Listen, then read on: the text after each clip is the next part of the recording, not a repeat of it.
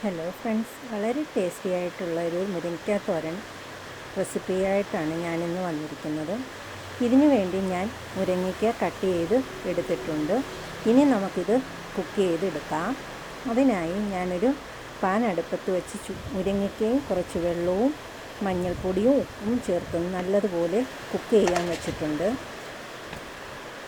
ഈ സമയത്ത് ഇതിനു വേണ്ടി അരപ്പും തയ്യാറാക്കാം.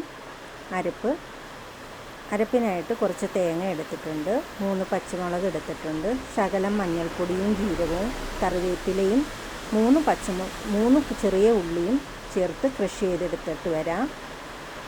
മുരിങ്ങയ്ക്ക നല്ലതുപോലെ വെള്ളം പറ്റി കുക്കായി വന്നിട്ടുണ്ട്. ഒരു ചീനിച്ചട്ടി അടുപ്പത്ത് വെച്ച് വെളിച്ചെണ്ണ ഒഴിച്ച് ചൂടാകുമ്പോൾ കടുകിട്ട് പൊട്ടിച്ചതിന് ശേഷം നമുക്ക് ക്രഷ് ചെയ്തെടുത്ത അരപ്പ് അതിൽ ചേർത്ത് കൊടുക്കാം. പിന്നീട് മുരിങ്ങയ്ക്കയും കൂടി ചേർത്ത് ഇത് രണ്ടും കൂടി ഇളക്കി യോജിപ്പിക്കാം.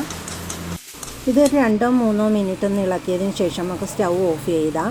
എൻ്റെ ഈ വീഡിയോ ഇഷ്ടമായെങ്കിൽ നിങ്ങൾ ലൈക്ക് ചെയ്യണം, ഷെയർ ചെയ്യണം, സബ്സ്ക്രൈബ് ചെയ്യണേ കൂട്ടുകാരെ പ്ലീസ്.